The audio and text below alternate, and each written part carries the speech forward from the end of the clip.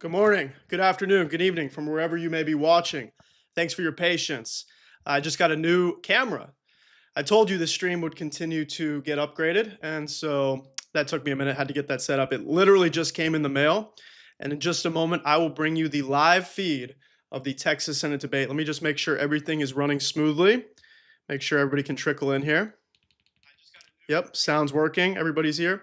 So apologies if the camera's not fully crystal clear yet. I'm working with the settings right now, brand new camera, but this stream is just going to get better and better and look more like a real show.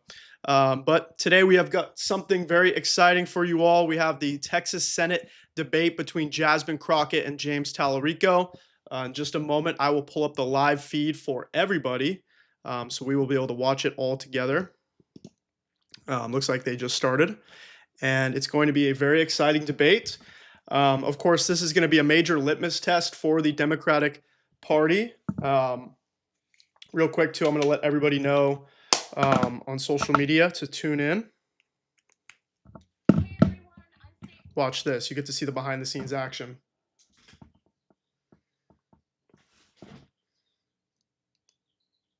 Major news out of Texas as Jasmine Crockett and James Talarico are set to face off in their first debate for Texas Senate right now. I'm live on YouTube, Josh the Progressive. You can search on YouTube or go to the link in my bio. We'll watch the whole debate. We'll talk about it. We'll see if this serves as a major litmus test for the Democratic Party, because here's the thing, folks. Both of these candidates are very progressive. They're very worthy of our attention. But the question is, which candidate will show that they are for the people the most? So, like I said, I'm live now. Come watch, and we'll talk about all of it. Kaboom. Thanks for the compliment on the shirt. And we will get this going right now. Here we go. Get ready, everybody.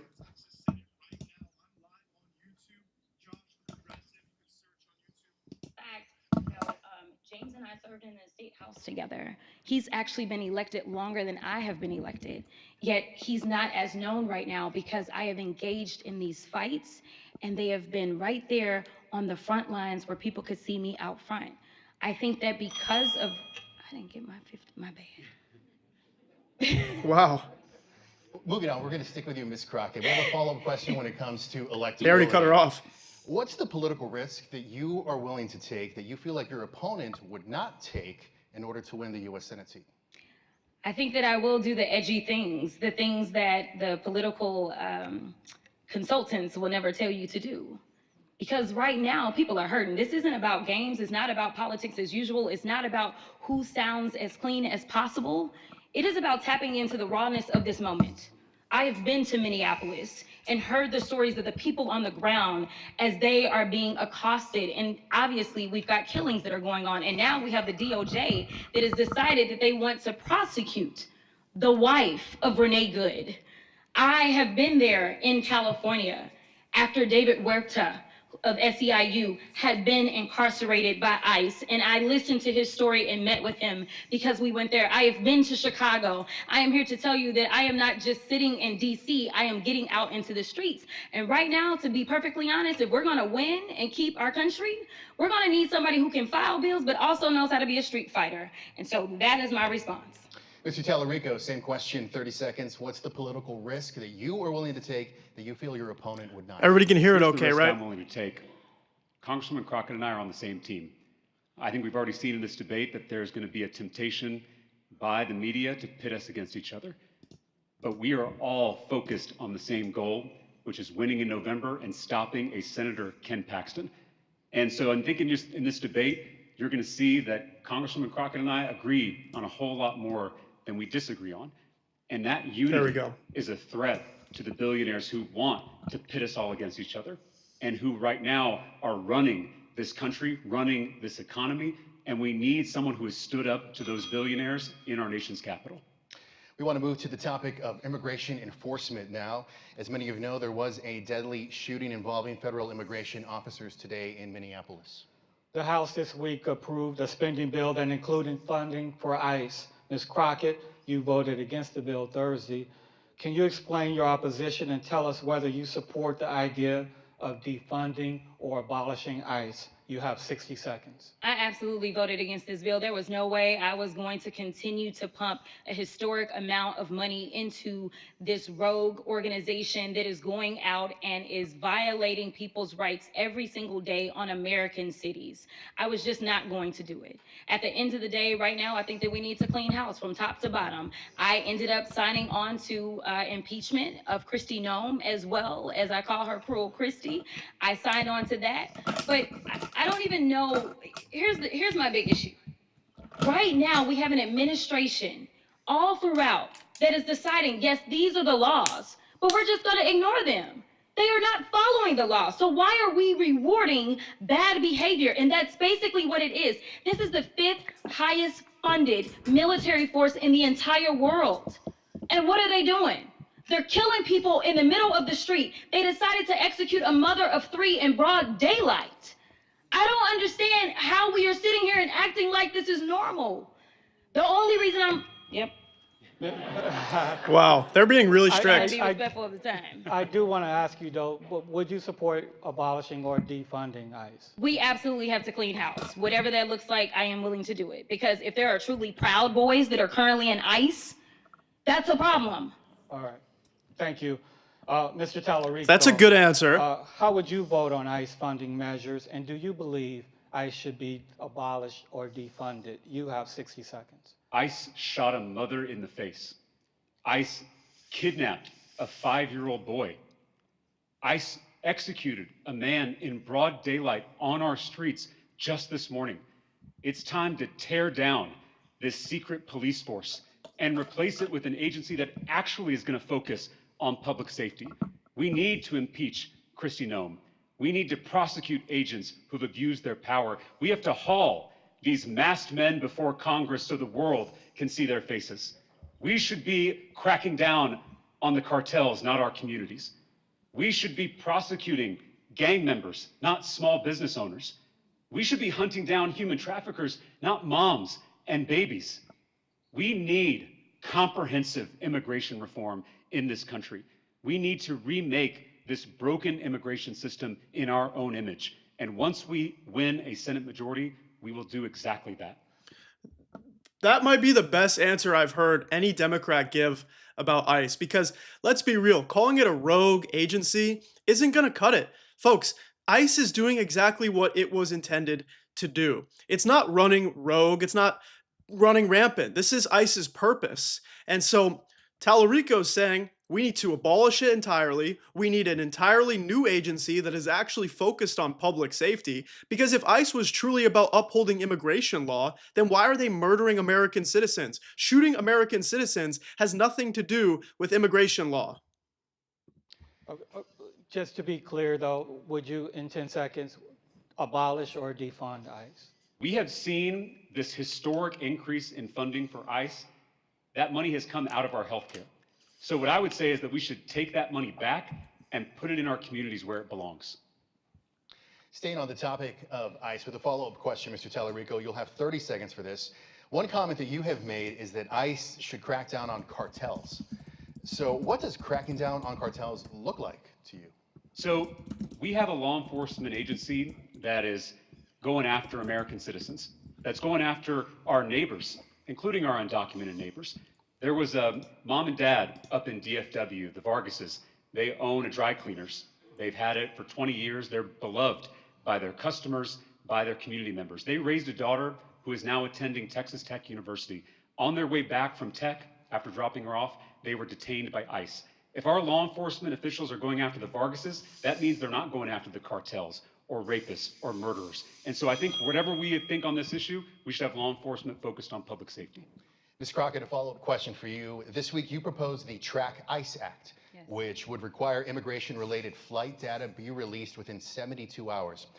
Explain how this transparency would affect the way ICE operates. You have 30 seconds. I've had too many people call my office and not know where their loved ones are. I have too many people that don't know whether or not they are safe. And to be perfectly honest, I don't know that we can ever say that you're going to be right here in Texas at the Dilley buffered a little facility. bit. We know that they just found that there was a detainee that had been killed. they ruled that it was a homicide. That is the same facility that they took that precious 5-year-old to. I plan to go and conduct oversight at on Wednesday with one of my colleagues. The sad part is that if I conduct oversight, I have to look at somebody like my colleague, LaMonica McIver, who is now facing 17 years in prison because she. All right, this follow-up is for both of you. If elected senator, you will represent all Texans, many of whom support Apologies if it freezes. It's not me. It's the feed I'm watching. your feelings toward ICE versus the Texans you will represent who support the enforcement we're seeing right now. Ms. Crockett, we start with you. You have 30 seconds. Yeah, as it relates to the enforcement that we see right now, let me be clear. They are supposed to do immigration and customs enforcement, not going after U.S. citizens, not going after people that are documented. That is not what they are supposed to do, but that is what they are doing. They are turning us into Nazi Germany by saying they're going to go door to door. They are going after people because of their accent or the color of their skin, because this Supreme Court gave them carte blanche ability to do so. So all we want ICE to do is to do what ICE was created to do, and unfortunately that's not what they are doing. All right, thank you. Mr. Talarico, same question. How do you balance your feelings toward ICE versus the people you would represent who support deporting undocumented immigrants? You have 30 seconds. So my family is from the border. My mom grew up in Laredo, Texas. I feel like Texans understand this issue of immigration more so than people in other states because we live with it, both the benefits and the challenges. So what I've said is that our southern border should be like our front porch. There should be a giant welcome mat out front and a lock on the door. We can welcome immigrants who want to live the American dream. We can build a pathway to citizenship for those neighbors who have been here making us richer and stronger, and we can keep out people who mean to do us harm. All right, well, this debate is being hosted by the Texas AFL-CIO, and some of their union members have some pre-recorded questions for the candidates. We start with one from Calvin Mackey, first business agent for international. Yeah, the debate was really hard to find. I had to dig deep for it. So if anybody wants to watch it, send them this live broadcast because I'll play the whole thing.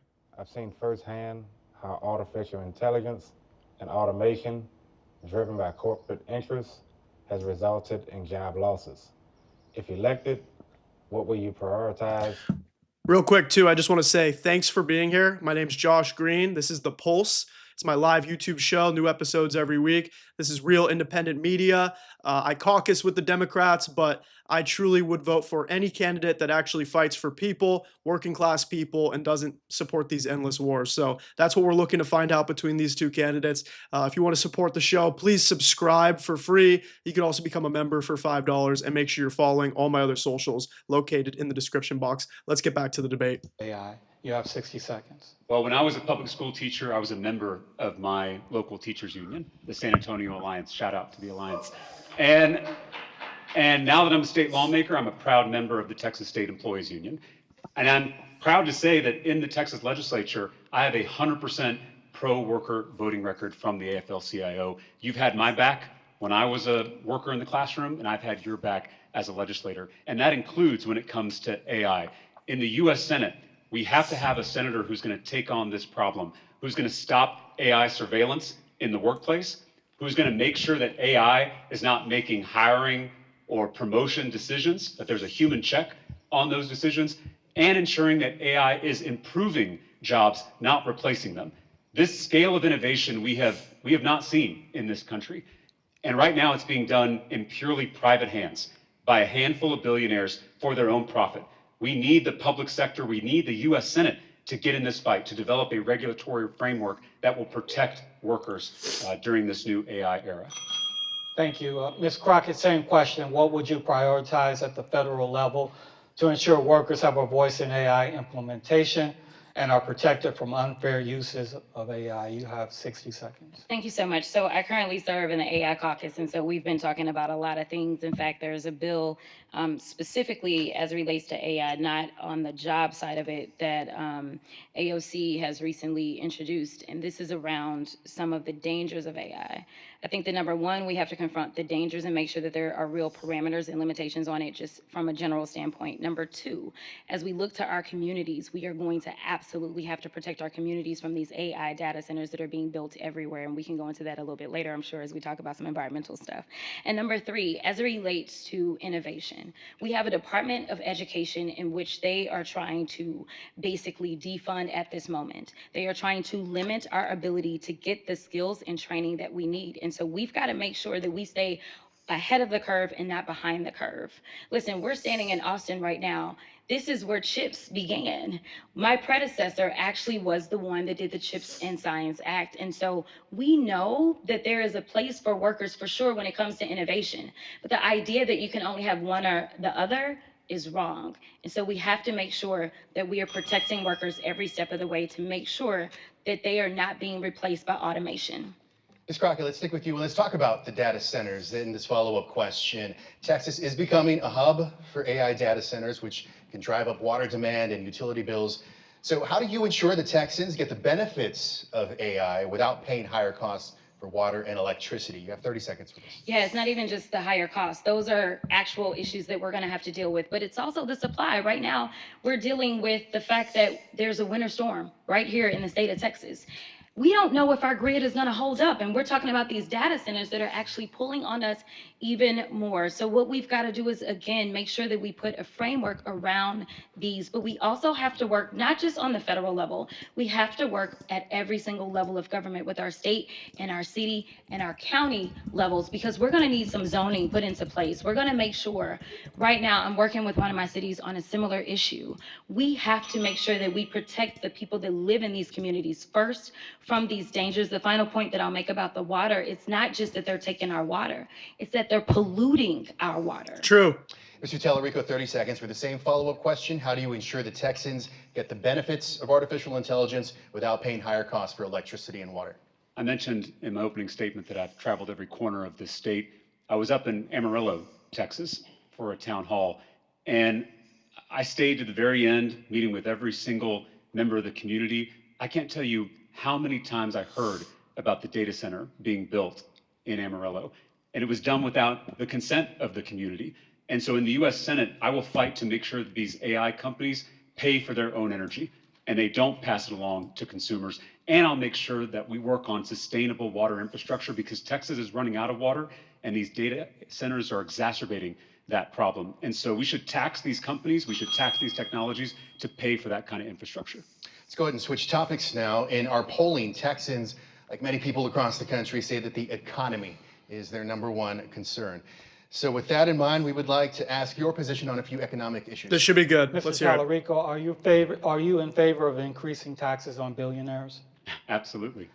So is there an income level you would consider raising taxes to pay for needed services? I absolutely 60 think seconds. that billionaires need to pay their fair share in taxes. Right now, 3 men own as much wealth as the entire middle class: Elon Musk, Mark Zuckerberg, and Jeff Bezos. Elon Musk is about to become the world's first trillionaire. He's about to make more money than every single elementary school teacher in America combined. Do we really think that one man is worth more than every elementary school teacher? These billionaires aren't just buying yachts and jets, they are buying power. Our schools are being defunded so billionaires can get another tax break. Our healthcare premiums are going through the roof so billionaires can get another tax break. Our Social Security benefits, our Medicare benefits are constantly under threat so billionaires can get yet another tax break. So we need a US senator, we need a Senate majority that's going to fight to make sure these billionaires pay their fair share, and also raise the corporate tax rate to make sure these giant corporations are paying their fair share as well. So I gotta say real quick, that sounded very presidential to me. I'm really impressed. And honestly, this is just the Senate debate. So I understand he's got to win this primary and he's got to potentially beat the Republican, which is not a sure thing in the state of Texas. But something about his blend of Christianity with progressive policy, I think could really appeal to a lot of people in Texas. But listen to the way that he's talking about the issues that we care about. I mean, he is laying it out clearly. The top 1% owns all the money, and we are fighting for the scraps. And if we had people like this in our government that were actually representing we the people, I'm sure we could actually work a government to give back to the people, to actually expand public social safety nets. That was very nice to hear from somebody in our government. Let's hear from Jasmine Crockett now. Oh. Tariffs. Right now, we know that our farmers and ranchers are filing record-breaking bankruptcies in this moment because of the trade policies. We know that when we look at the Port of Houston, that is presenting a problem for them. We know that Texas is actually the top exporting state in the entire country. We also know that our small businesses are shuttering their doors, as well as even some of these larger corporations that are employing a lot of folk that are sitting here specifically because of the tariffs. I was just in Amarillo with Tyson workers right now, and right now they are shutting a plant, or they are actually relieving 1,700 people of their jobs because of these tariffs, in which we don't have our ranchers being satisfied. All right. You. Thank you. Mr. Talarico, a follow-up for you. Would you support a universal basic income for all Americans? You have 30 seconds. I'm very encouraged by some of the results from pilot programs of universal. It's a little early to be talking about that. I do think that's a bit beyond where we're at right now, but this is going to be interesting to hear. Basic incomes. I was born to a single mom who worked overtime at a hotel to provide for me. I was a teacher who was underworked, or overworked, I should say, and underpaid. And I know what it means to carry the weight of student debt and medical debt. It's why I have fought so hard in the Texas legislature to take on special interests and lower costs. Again, back to my point, look at our records. I've passed bills to lower the cost of prescription drugs. I've passed bills to lower the cost of childcare. I've passed bills to lower the cost of housing. That's what we need to do at the federal level in the U.S. Senate. Ms. Crockett, same question for you. Would you support a universal basic income for all Americans? You have 30 seconds.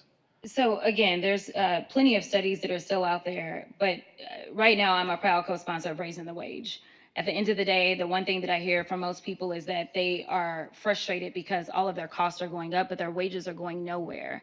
And so I think that if we address that first and foremost, I think that a lot of the inequities and a lot of the harm that is being inflicted on Texans and frankly everyone in this country, they would start to feel some relief. At the same time that all costs are going up, wages are stagnant, and we know that the corporate bosses are experiencing record bonuses that they are being paid by their corporations.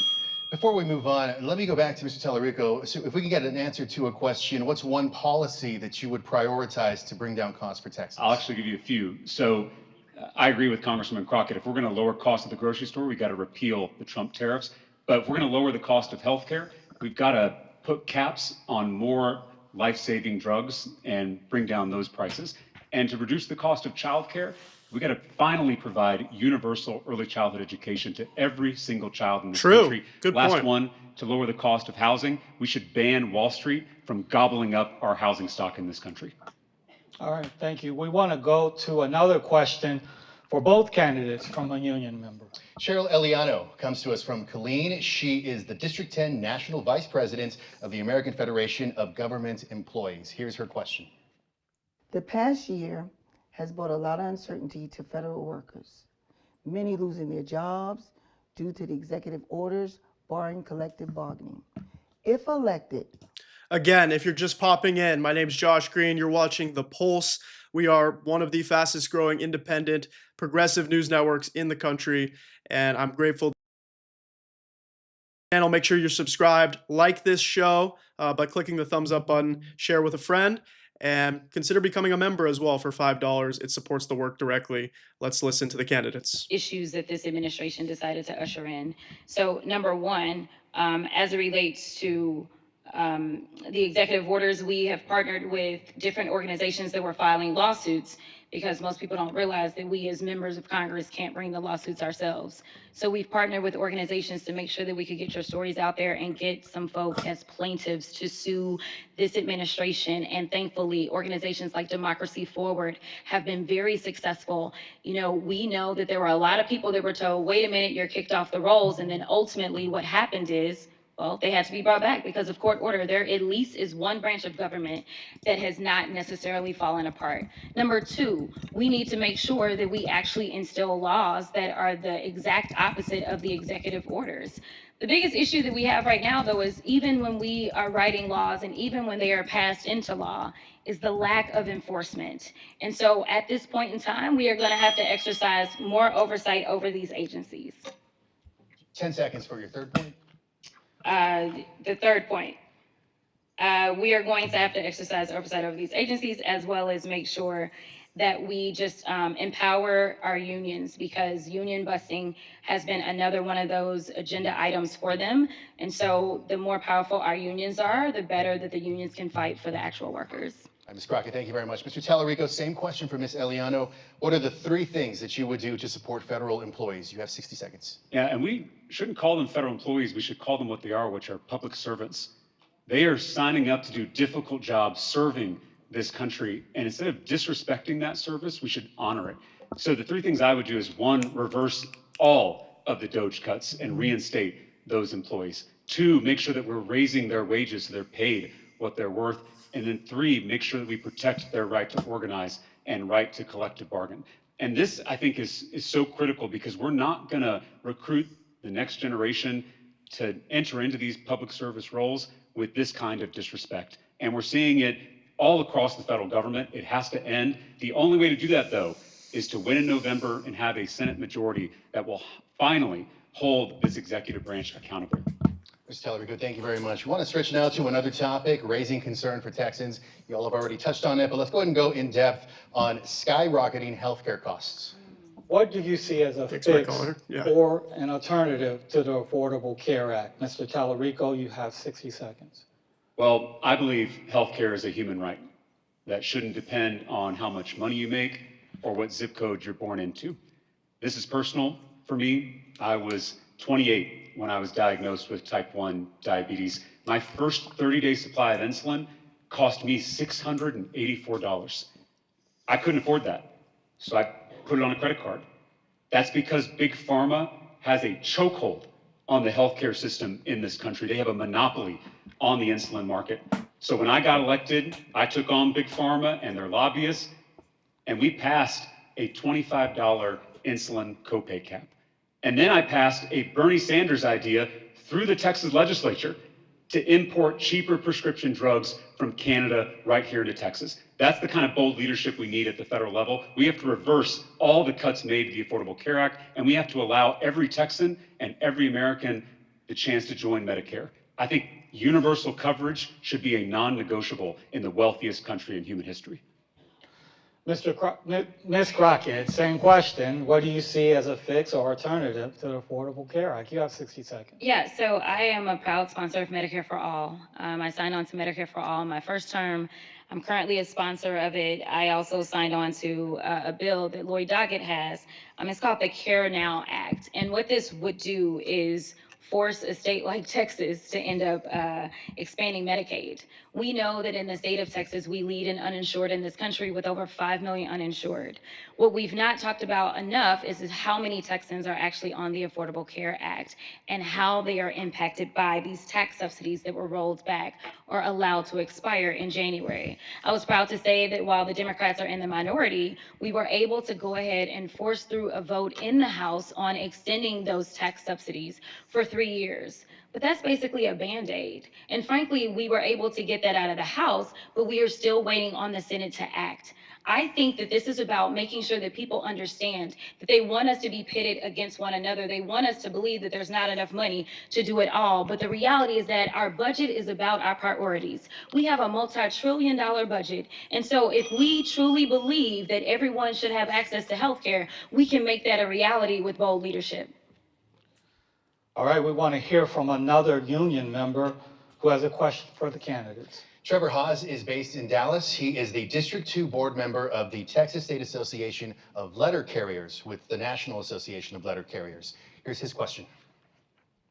Extreme heat poses serious safety risks for many workers, particularly in Texas. My union brother Eugene Gates Jr. collapsed while delivering the mail and passed away. What will you do, if elected, to help pass meaningful federal legislation to require rest breaks and heat safety protections? Ms. Crockett, we'll begin with you. How would you help pass federal legislation to require rest breaks and heat safety protections for workers? You have 60 seconds. I've been working specifically tirelessly on this particular issue.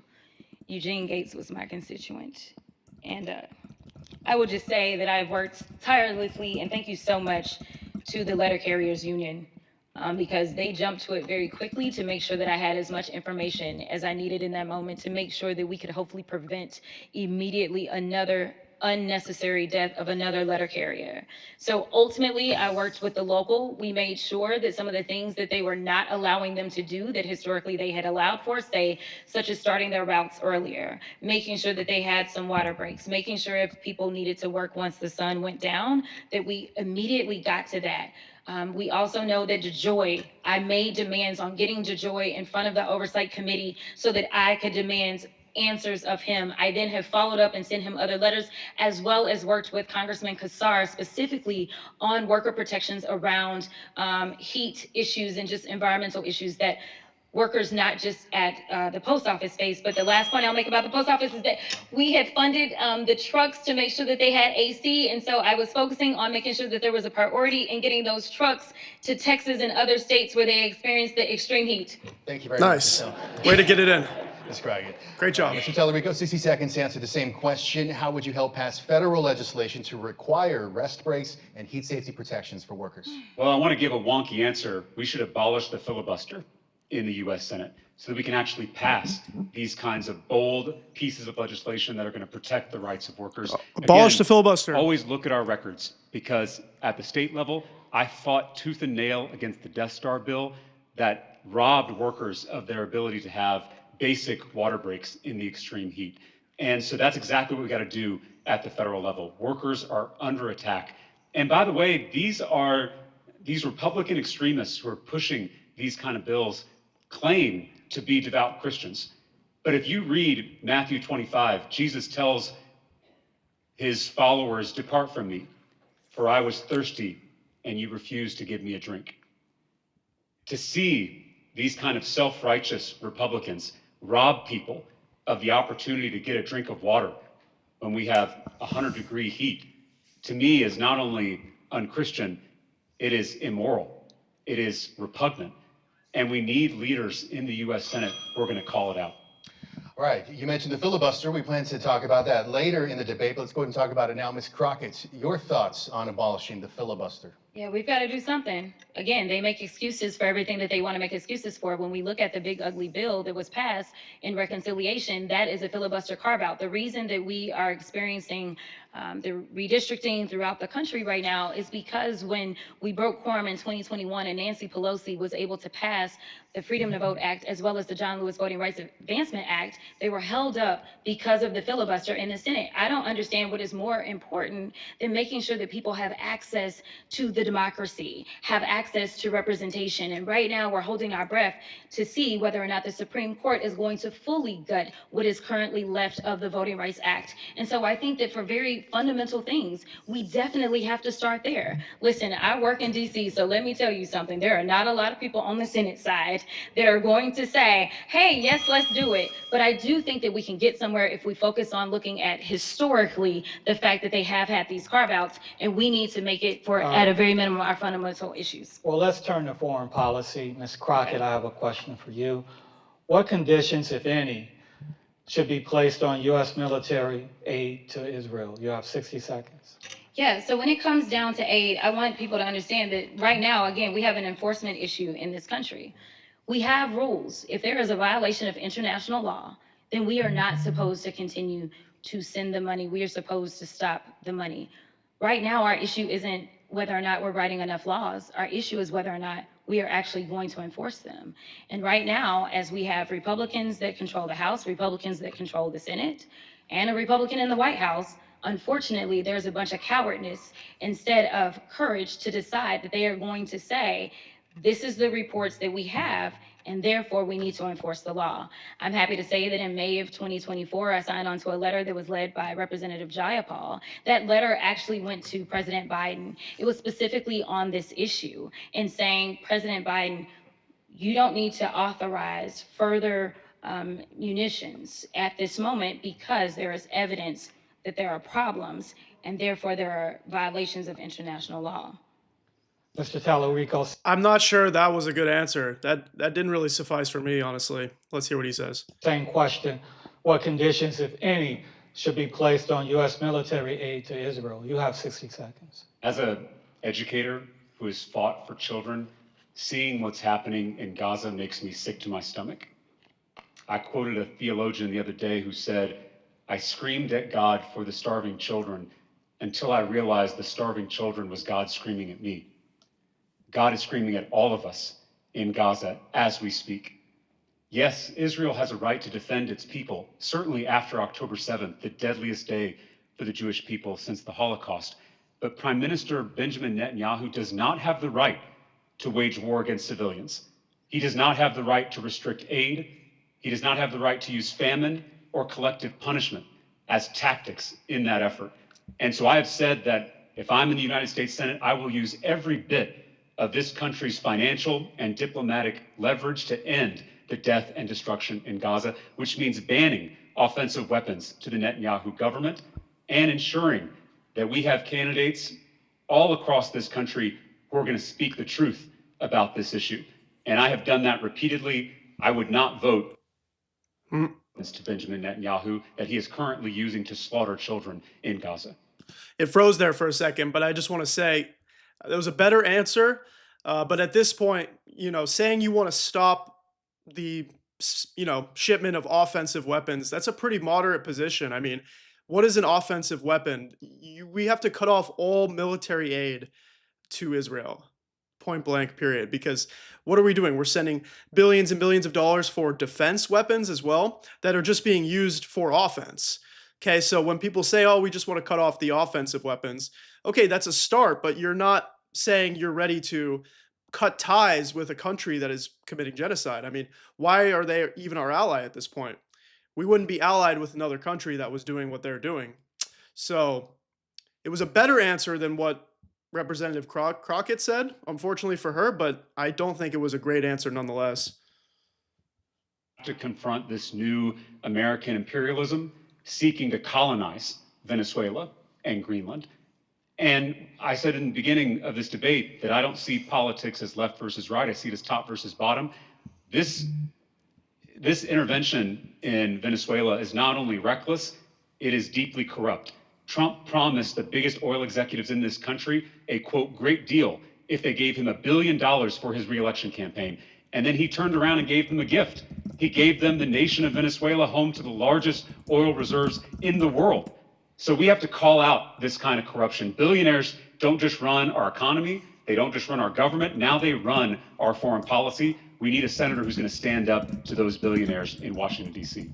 Staying with you, Mr. Talarico, with regard to Iran now, if military action is taken without congressional approval when it comes to Iran, how should the Senate hold the administration accountable? You have 60 seconds for this one. Right now, we have a Senate that is not holding the executive branch accountable. We don't have checks and balances in our government anymore. And that has to end because, as we've seen, the administration is not going to come to Congress for congressional approval for military action, a blatant violation of our laws, of our Constitution. And we can have discussions about how to respond in Iran, where we have seen so many innocent civilians, protesters murdered on their streets. We're also seeing that in Minnesota as we speak. And so that conversation needs to be had out in public, and it needs to be a decision made by the people's representatives, not a rogue administrative state. All right, same question for you, Ms. Crockett. Yeah, I see some people in the chat. I just want to come out here and say, look, I like both of these candidates. I think within the system of the United States of America, these are two of the better politicians that we have. Are they as progressive as I want, or are they as left-wing as I want? Absolutely not. They are moderately progressive at best. But I think the point of this campaign and this debate in particular is to see who is pushed further to the left. I think whichever candidate comes out on top is going to be the candidate that becomes for the people more so than the other candidate. And so if they're going to push each other more to the left, that's all we can hope for. And we can criticize both of them while still agreeing that they would be a huge improvement than a MAGA extremist for Texas. I mean, they're talking about universal health care, they're talking about child care. These are things that Americans care about. You'll also have 60 seconds with regards to Iran. If military action is taken without congressional approval, how should the Senate hold the administration accountable? Yeah, so, for 2 seconds, I had a glimmer of hope when it came to the Senate as it relates to Venezuela specifically, because there was a war powers resolution that they put on the floor, and we had the votes. There were Republicans that said this is wrong after all the briefings. They understood that to allow for this permission structure would only allow for him to do the things that he's been doing now, which is to continue to bully people. And so as they voted on the war powers resolution, they received a phone call from the White House saying you need to change your votes. And so people changed their votes. And so first step that we've got to do is we've got to actually get to the majority. That is why this Texas seat matters. This is actually bigger than Texas. This is about our democracy and this country right now. This seat has to flip if we are going to make these changes. So we've got to make sure that we've got the numbers. But also, we got to talk to those Republicans that feel like the Republican Party has just left them, such as the Thomas Masseys of the world, who will always stand up and do what he truly believes in. There are still a few senators like a Tom Tillis who are left in the U.S. Senate. We've got to decide that we are going to band together with whichever Republicans have decided that they actually want to honor their oath to the Constitution. All right, let's get back to some domestic topics. Ms. Crockett, you have said you would absolutely at least support an impeachment inquiry into Donald Trump if he engaged in misconduct.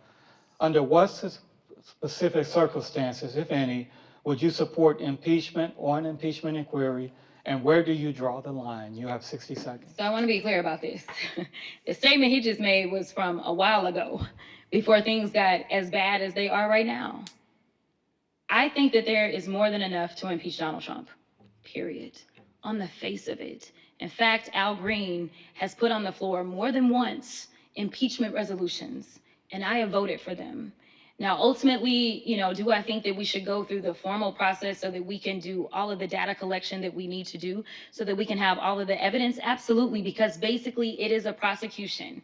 And so we need to make sure that people are actually honoring those subpoenas. We need to get all of the information. And so I think that we should start at an impeachment inquiry. We should go and get all of the information. We should allow the American people to hear and see that information, call their representatives, urge them to make the votes. And then ultimately, if we feel like there is enough evidence that has been presented in committee, which it most likely would be judiciary where I currently serve, then we take that vote. We take it to the entire House floor. Now, there are those that say there is no point because we impeached him twice and then he ultimately did not get convicted. Is that where you're going? Ms. Crockett, but name one thing specifically that he should be impeached for. I think that he should be impeached as it relates to his unlawful use of the tariffs. That's a very easy one. He doesn't have the legal authority to do it. He, everything else as it relates to his legal authority, I think the courts have stopped him, whether we're talking about birthright citizenship and some others, but the courts have not yet weighed in specifically on the impeachments. The tariffs. All right. Mr. Talarico. He should be impeached he should have been impeached in his first term. And by the way, again, just want to really make the case. Look, both of these candidates would help push this country in the right direction. It's just which candidate is truly for the people, which candidate is slightly compromised. But it's going to come down to who can convince voters in Texas that this candidate will actually fight for them, regardless of party allegiance, Democrat, Republican. These are two candidates that have the chance to transcend partisan rhetoric because they are actually pro-worker and anti-war. The question is, which candidate can make that case? We'll find out. And the impeachment thing's a little ridiculous, although it would be insane if the Democrats won the House and the Senate. Evaluate them. I will weigh the evidence, and I will do my duty as a U.S. Senator. Let's talk about the U.S. Supreme Court now. Ms. Crockett, you have co-sponsored legislation to expand the Supreme Court. You argue that the court has been politicized and no longer reflects democratic accountability. In 60 seconds, what specifically led you to that position? Yeah, so there's a couple of things. Just to give a little bit of history on the expansion of the court has been expanded a total of 7 times in the history of this country. The last time that this court was expanded was Thanks, D-Dash, for the 150 $5 years super ago. chat. Appreciate Our it. country has actually expanded a little bit faster than the court has. So that's number one. We also know, because of the games that were played in the United States Senate, we know that all 3 of these justices that he got to appoint, he shouldn't have gotten 3 appointments. We also know that we have seen continuous conflicts of interest, and yet they are not removing themselves from those cases. We've seen, whether we're talking about Clarence Thomas or others, them continuing to preside over those cases. And so, along with expanding the court, I think that we have to look at the other things that I've worked on as a member of the Supreme Court Task Force. We have to look at making sure that there's a term limit so that hopefully our Supreme Court justices can keep up with the times of the people and what is going on in our country. We also need to make sure that there is some type of ethics that this court has to abide by, because unfortunately, this is the only court in the land that does not have a rule of ethics, and there is only one body that oversees the courts, and that is the United States Senate. Mr. Talarico, the Supreme Court, you've spoken about restoring trust in institutions and the rule of law, but you have not publicly endorsed expanding the Supreme Court. You'll have 60 seconds for this. If elected to the Senate, would you vote to expand the court, and why or why not? I've rolled out a comprehensive anti-corruption package, which includes overhauling the Supreme Court. I'm open to court expansion proposals. I think term limits for Supreme Court justices can do just as much good to reduce the partisanship when it comes to these vacancies and help to have more evenly distributed appointments across administrations. And I agree with the Congresswoman. Thank you, that we M, for have the to have a $5 super basic chat. code of Appreciate you for ethics supporting the applied to channel. the Thank court, you. because we have seen that billionaires don't just buy members of the executive branch, including the President of the United States. They don't just buy members of Congress in the House and the Senate. They also buy Supreme Court justices. So if we're going to be serious about tackling corruption, it needs to apply to all 3 branches of government. And I encourage folks to check out my comprehensive anti-corruption package, which we detail on our website. And just to be clear, you said that you're open to expanding the court, but you're not committing to voting yes on expanding? It depends on the proposal. I think what people know, based on my time in the legislature, is I'm a policy wonk. And I know in these kind of back and forth with media, they want a yes or no answer. It depends on what's in the bill. But I'm very open to court expansion proposals. All right, let's talk about campaign finance. Mr. Talarico, you have criticized the political influence of billionaire mega donors. Records show you accepted money from Texas Sands PAC, which lobbies for expanded casino gambling and is backed by billionaire Miriam Adelson. Can you explain the exception that was made there? You have 60 seconds. Yeah, I've never taken a contribution from Miriam Adelson, never met her, don't know her, don't plan to meet her. But I do support legalized gambling in Texas. I think it's good public policy. I think it'll bring good jobs. I think it'll bring desperately needed tax revenue into our Texas public schools. We rank 43rd in the nation in per student education funding. And I think we're losing business to Louisiana and Oklahoma. That business can be brought back here to Texas to help fund our Texas public schools. All right. Ms. Crockett, campaign finance records show you have accepted donations from PACs and companies like Lockheed Martin, Blue Cross Blue Shield, and JP Morgan. In 60 seconds, how do you keep corporate donations from influencing your vote? Yeah, so it's interesting that you brought up the corporate PAC money on the state level. Unfortunately, on the state level, there are no limits. On the federal level, there are limits. And I know that you specifically pointed to Miriam Adelson because she's the person who allegedly is tied into this PAC. And I just want to say that, number one, we have actual limits. So our limits have been $5,000. Number two, that money has not come from an individual, especially someone who is believing that Trump should have a 3rd term. Instead, this money has come from the employees. Number four, you didn't bring it up, but Goldman Sachs, which is located in my district, a number of these companies have an actual blueprint in Texas 30, and their workers wanted to make sure, because they are taking $5, $10 out of their checks, that they had access. But I do want to be clear. I want to win. And so at the end of the day, what I've done with that money is I've donated almost $600,000 just in my freshman term to make sure that down ballot candidates could win throughout this entire country. And I'm committed to making sure that no vote that I ever take has anything to do with somebody giving me a check.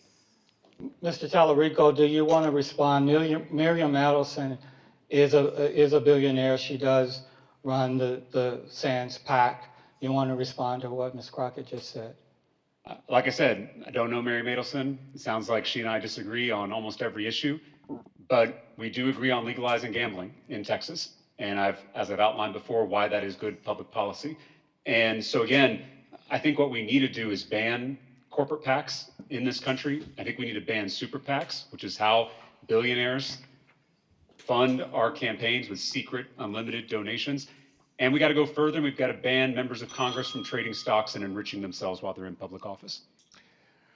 We'll say, Ms. Crockett, a follow-up question on this topic. You have 30 seconds. In polls, voters across Texas have voiced frustration with what they see as corruption and special interest influence in Washington.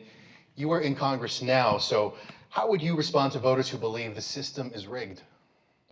I agree. I mean, I'm running for the United States Senate because I think that it's time for us to do our best to try to unrig this system. Listen, I'm not a likely story. I didn't come from a family where everybody thought that I was going to end up in politics. And frankly, as I started this off, I said that I hate politics. At the end of the day, we need to do things like you were talking about the enrichment issue as it relates to Donald Trump. Donald Trump has enriched himself to the tune of $1.4 billion since he has been in office in violation of the emoluments clause of the United States Constitution. That's just in this term. All right, we're tight on time. Let's move to Mr. Talarico. A 30-second follow-up question for you. You've touched on themes of moral leadership and restoring accountability and trust in government. Thank you, Gigi, for the $5 super chat. Thanks to everybody who's still watching. We're going to keep this going. Thanks for being here. Make sure you're subscribed. My name's Josh Greene. Appreciate the time. This has been a great debate so far. I'm excited to tell you who I think is winning the debate in the end. I support both these candidates, though. We'll figure out how it all goes. If elected to the Senate, what specific anti-corruption measures would you prioritize, and how would they be different from what Washington has already promised but failed to deliver? Well, I've already outlined some of them: banning corporate PACs, banning super PACs, and banning members of Congress from trading stocks. I also think we need to ban forms of corruption that don't involve money. I think we need a national ban on gerrymandering across every state in this country. I think we need to overhaul the Supreme Court, which we talked about earlier. I think we need to pass term limits so people aren't making a career out of public service. And I think we can require, through federal statute, that every member of Congress hold at least one annual town hall in their districts so their constituents can hold them accountable. That's the kind of anti-corruption package that can restore people's faith in this system. All right, thank you very much. Those are our questions, but the debate's not over yet because we want to move to closing statements. Mr. Talarico, you have 60 seconds. Well, thank you again to the AFL-CIO, and thank you to my friend Congresswoman Crockett for being here. And I just want to thank you all for being committed to this cause of flipping Texas and changing the politics of our state. I got into this because of my students. I got into the classroom in the fall of 2011, right after the state legislature cut $5 billion from our schools. I had 45 kids in one classroom. There weren't enough desks for all those kids, so I had students sitting on the air conditioning unit. It's unacceptable. And that's why I ran for the state legislature. It's why I flipped a Trump district that no one thought was winnable by bringing people together to change this broken, corrupt political system. And that's exactly what we can do in this race in November. We have a moral imperative to win. And I know all of you are committed to that cause. All right, Ms. Crockett, 60 seconds for your closing statement. One of the things that you said just a minute ago was a lot of people feel as if the system is rigged. As someone who has seen up close and personal how badly things are working in DC, I have been fighting on the front lines in this corrupt administration. I am willing to take the chances that frankly most are not willing to take. I unfortunately have law enforcement that has to be with me all the time because of the death threats. I'm not telling you that so that you can send me your prayers. I'm telling you that because whoever goes to the United States Senate is going to have to be ready for real war. This is how bad it is. As I was traveling to East Texas last weekend, we received a phone call of a woman whose house they were having to go to because that particular woman had stated over and over and over that she was about to come and kill me. I am here to tell you that it is life or death as we see what is happening in Minnesota and otherwise. All right, that concludes our debate. We want to thank the candidates for participating. We want to thank the Texas AFL-CIO for hosting, and we want to thank you for joining us. We appreciate you spending the afternoon with us from all of us here. Thank you for watching. It's like those shake hands. Nice. All right. Thank you to everyone for watching. Let's talk about this real quick. Wow, that was very exciting. So listen, let me know in the chat who you thought was the big winner. Personally, I thought James Talarico won this debate. I thought he seemed like the more poised candidate. He seemed more prepared. He seemed a little bit more prepared to give clear answers about policy. I noticed a few times that Jasmine kind of gave political answers about certain things. I liked James's directness in certain instances. With that being said, I just want to put this out there. I don't think this debate moves the needle very much either way in this race. I think it could go either way, and I think it's going to come down to how they actually campaign over the next few weeks and months. But just putting it plainly, I think Talarico is making a case that he is the more progressive candidate. I mean, you heard his answer on Israel and taking money from foreign governments. I thought he had a better answer, not a perfect answer, not a great answer, but it was better to make it clear that he's anti-war, that he wants that money going to the people of Texas, the people of the United States. I think Jasmine was a little caught off guard with that question, even though that's been a huge topic of conversation around this race, especially among my peers, fellow Democrats, because people are looking at who are these candidates receiving money from, and are they as progressive as they seem? Now, let me make things clear as well. I am agnostic. I'm basically an atheist. I'm agnostic, and I don't support religion in politics at all. But I do think what Talarico brings to the table is a nice secular blend of Christianity, because he's a devout Christian, but he's actually acting on the teachings of the Bible the way they were meant to be taught. Whereas you see in the MAGA world, Christianity has been hijacked to use as an extremist ideology.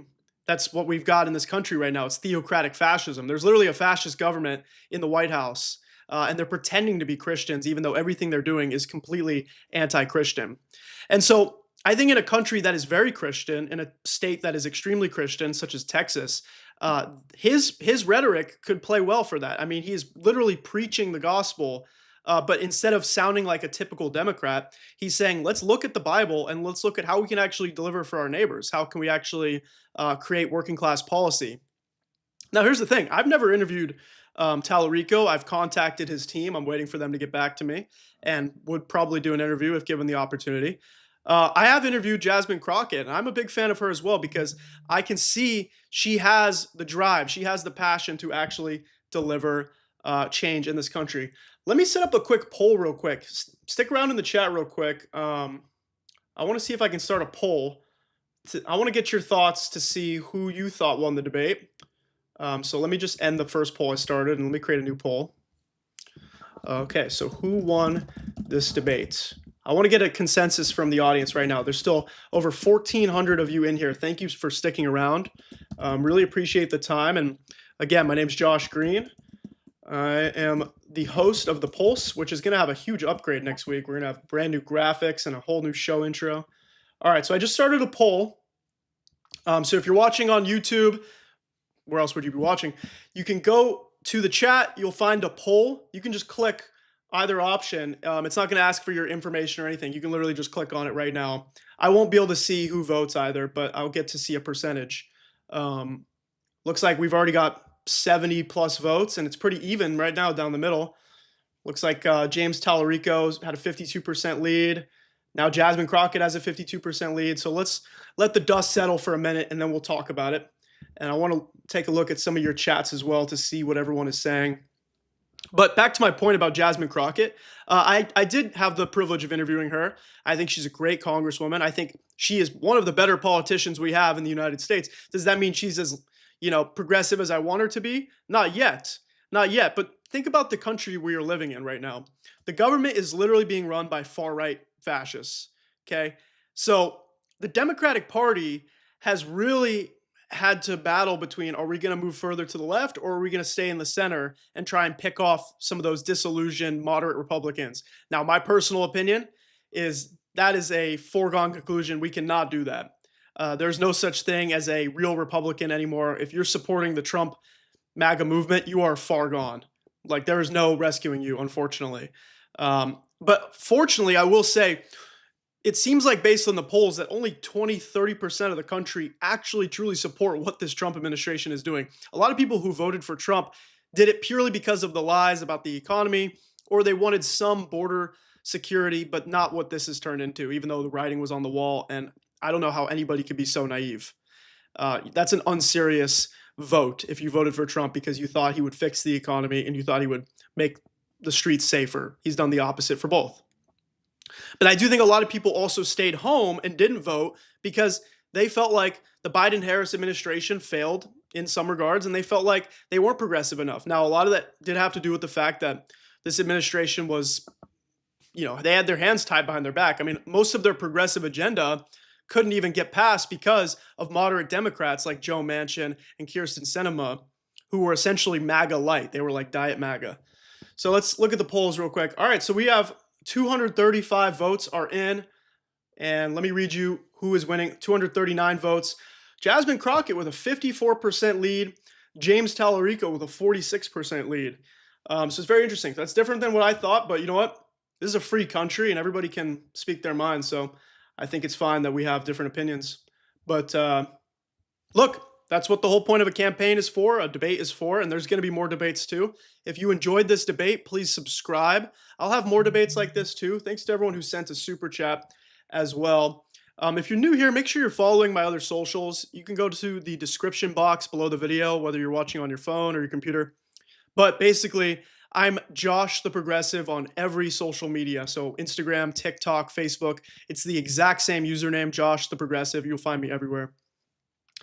Let me read through a couple more of your comments real quick, because this is a very interesting thing.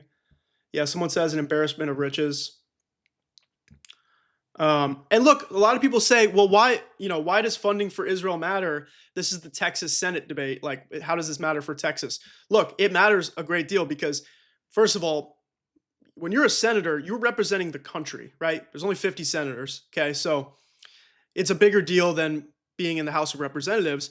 And second of all, how can you prove to the voters of Texas that you are actually going to help pave the way for a new economic patriotism, that you're actually part of this new progressive New Deal that we need in this country, if you are complicit in genocide, if you are letting a foreign lobby or a corporate lobby, let's say a gun lobby, healthcare lobby, etc., dictate your decisions for you, okay? So you might think, well, that has nothing to do with Texas, but how is this person really going to be Texas first if they're Israel first? It's an important question, and the Senate is going to be really responsible for pursuing accountability for this Trump regime. All of this is in a perfect world if we have free and fair elections, by the way, because right now this country is teetering on the brink. Let's be real. I don't think it's alarmist of me to say that. Everybody knows today, by the way, that ICE murdered another person in Minnesota. As soon as we're done here, I'm going to be covering that on my social media, so make sure to follow because there's a lot of news out of Minnesota. And if I didn't have this already scheduled to do this live, I would have talked more about that today because that was absolutely disgusting. Did everyone see the video? There was a man, he was a 37-year-old American citizen, like me, like probably most of you watching. He was ganged up on by ICE, apparently because they felt threatened because this 37-year-old man in Minnesota had a firearm on him. He had a weapon. But we have the Second Amendment, and he was following Minnesota state law. He had a legal permit, meaning he was able to carry his gun.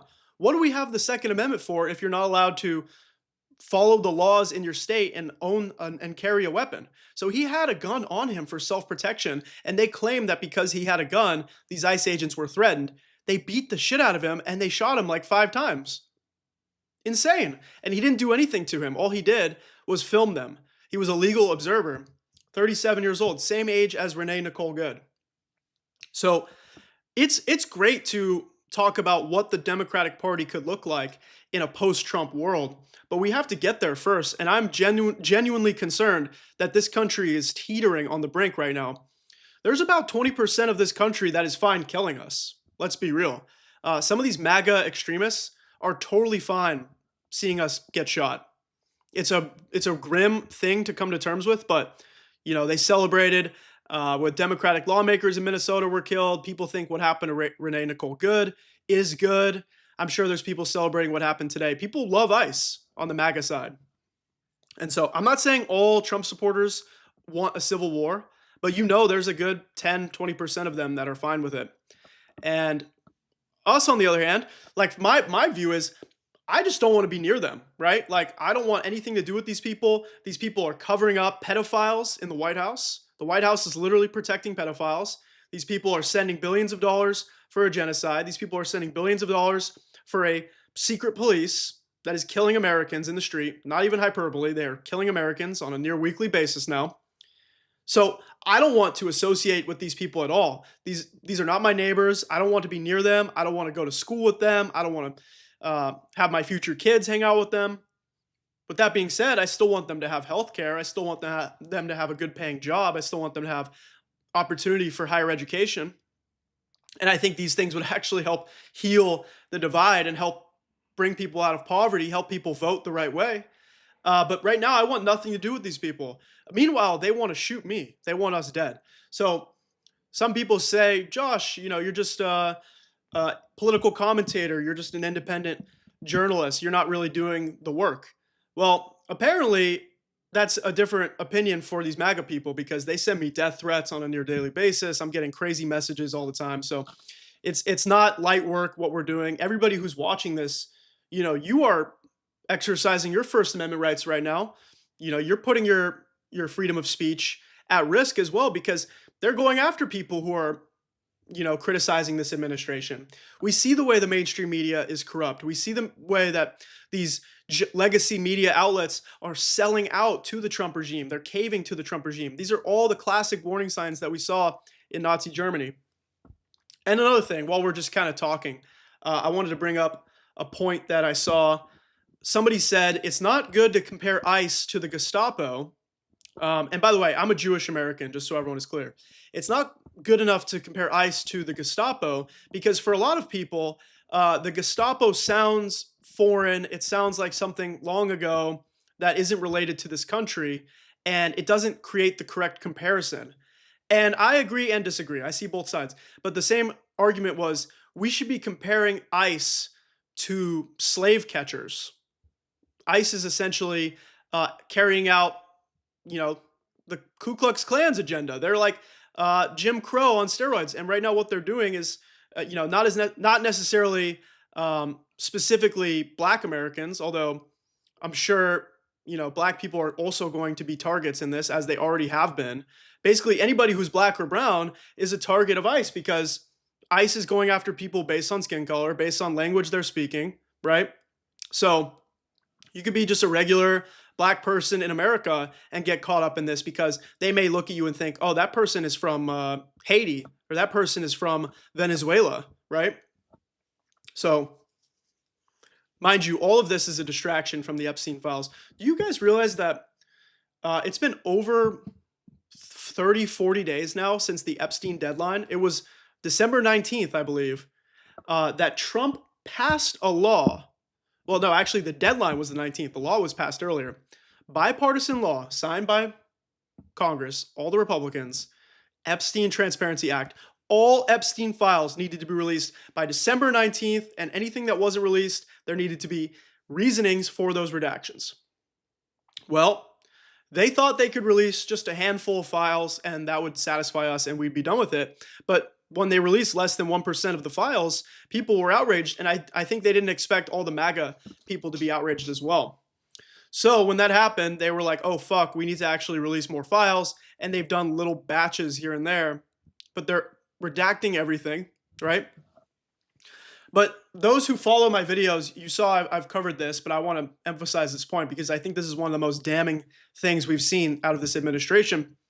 They are now actively trying to break their own law, the law that Trump signed, because Congressman Ro Khanna, a Democrat from California who I've interviewed, friend of the show, he's the one who helped champion the Epstein Transparency Act, and he is looking at the Trump DOJ and saying, if they're not going to release the files, then we're going to hire a special investigator that's going to conduct oversight and make sure they start releasing stuff in a timely manner.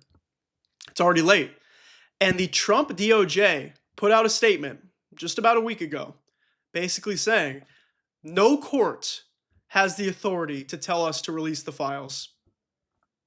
That's what they're saying. And now they're going to argue that nobody has the authority to tell them to release the files, even though the law already says they must release the files. So we have a White House that is protecting pedophiles.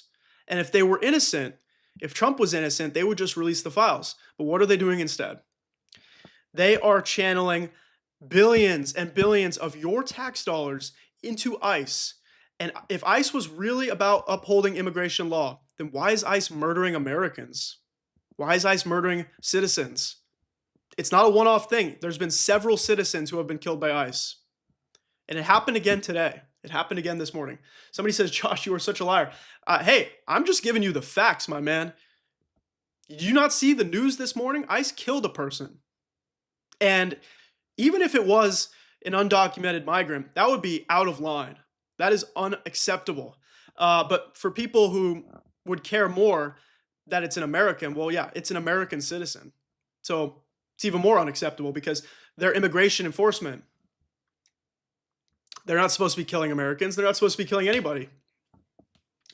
And then the reason why this Texas Senate debate is so important is because we need the Democrats to be a real opposition party.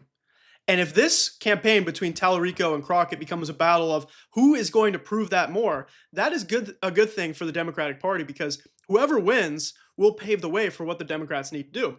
And what they need to do is stop saying ICE needs better training. Okay, it's not a training issue. Jonathan Ross, the guy who killed Renee Good, had years of training. Okay, he was trained in what he was doing, which was supposed to terrorize Americans and immigrant communities. They are doing exactly what they intend to do. This is not about training, and it's not about an agency that's rogue. Some people are saying ICE is out of control. They're running rogue. No, they are in control. They're doing what they're supposed to do. Okay? They're doing exactly what they're intending to do. So for Cory Booker and Hakeem Jeffries and Chuck Schumer to say ICE is out of control, we got to rein them in. We need to put body cams on ICE, and we need to make sure they have no masks. You're missing the point. Abolishing ICE is a moderate position. We need to be prosecuting ICE, okay? And for people to say, oh, well, then how are we going to have immigration enforcement? ICE is just one component of Homeland Security. They are like not even all of Border Patrol. Like they're just one component, and their role is to go after immigrants and kidnap them.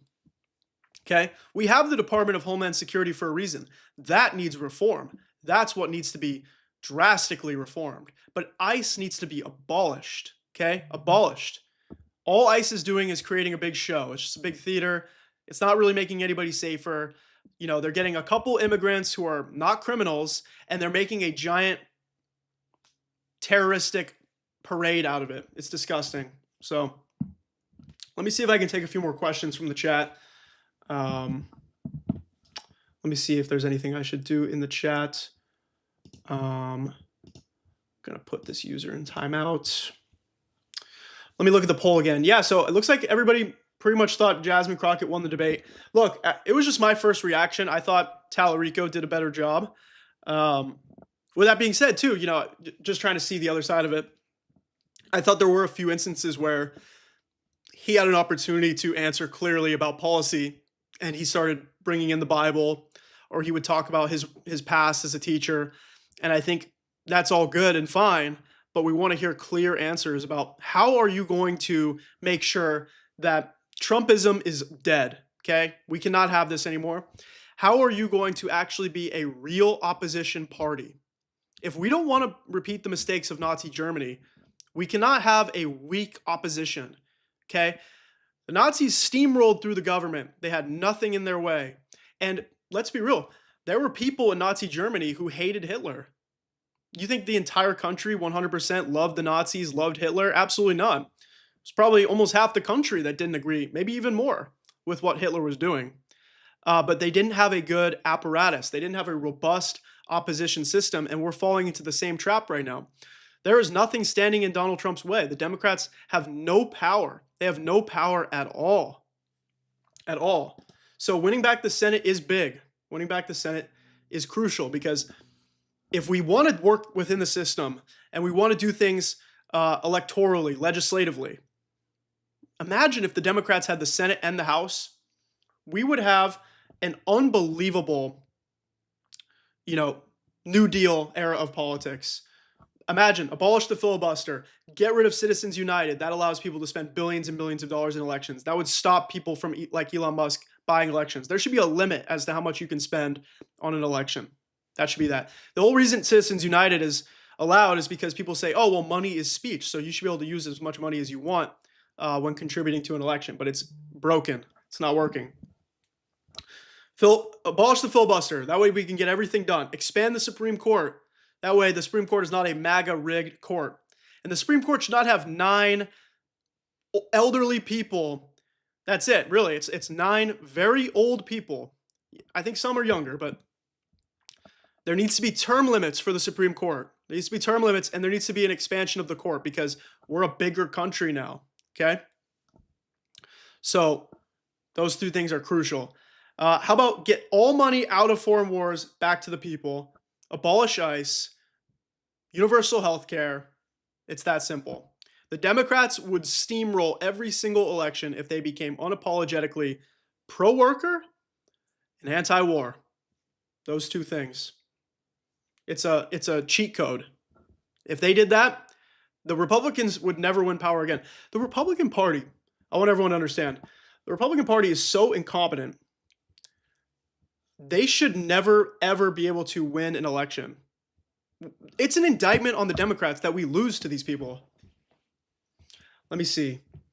Somebody says there's somebody in the chat spreading fascist propaganda. Let's see if there's any other questions.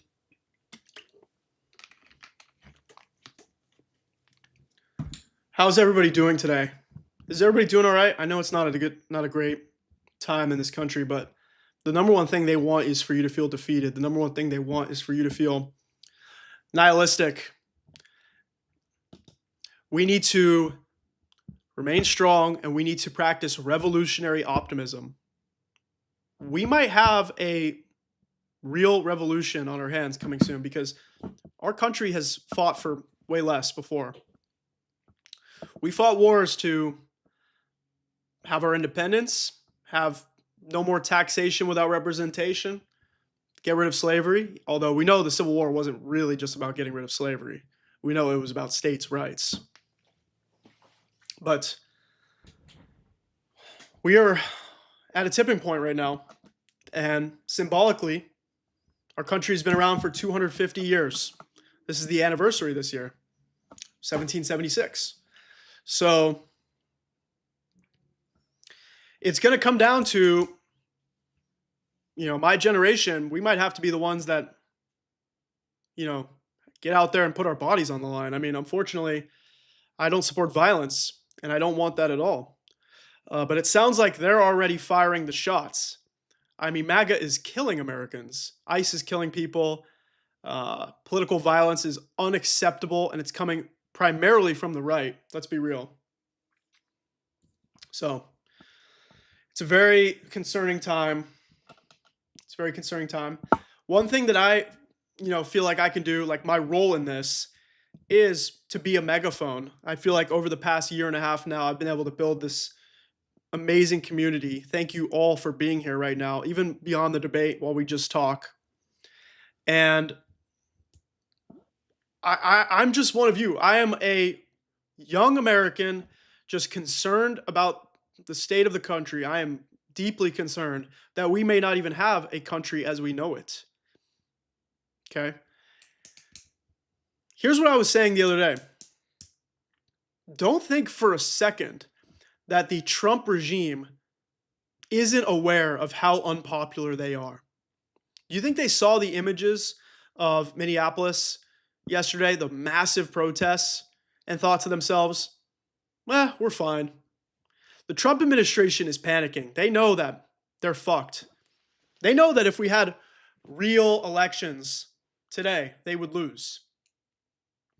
So that's why we need to be abundantly cautious and not naive and confront the reality head on that they are going to do everything in their power to cling onto power. Because they know if there were elections, they would lose, they would never hold power again, and they know that at the moment they're out of the White House, they are screwed. Because if we have a real opposition party, which is what we are fighting for today, which is what we are pushing for as Americans, a Democratic Party that actually represents the people, then the people will speak up and we will say, you know what? Everybody who was involved in this entire Trump crime family needs to be put on notice. They need to be put in a courtroom. They need to be put on trial. So I do believe they know they're in trouble, which is why they're going to get desperate and they are going to do whatever it takes to rig the rules of the game, to put ICE agents at voting booths, National Guard at voting sites, and it could get messy. Somebody said, Josh, I'm not sure if it's intentional, but anytime you commented on James's answers, you stated positive perspectives. When you commented on Jasmine's answers, you stated a negative perspective. Look, fair point. I mean, I personally believe that Talarico did a better job in the debate, but I also do want to say, as the debate went on, I wanted to comment less because people in the chat were saying, let the debate play, then we'll talk. So I was actually trying to pull back. And there were moments where Jasmine did a great job that I wanted to say something, but I remained quiet. And there were moments that Talarico did a bad job that I wanted to comment on. So apologies if it felt too skewed, but I do want to say I personally thought Talarico did a better job in this debate. By the way, I just want to make it clear for everybody, I don't live in Texas, so I don't even have a vote in this fight. But that's the thing with these Senate debates and these Senate races, it's very national. Anybody who's in Texas who says, stay out of this, this is a Texas thing, I don't subscribe to that ideology. If this was a House race, maybe. But even still, it is so important for the Republicans to lose the House. They cannot control the House anymore because if they have the House and the Senate for 2 more years after this year, this country is really screwed. Okay, so one of the only ways we can stop this legislatively is to have a massive blue wave in November.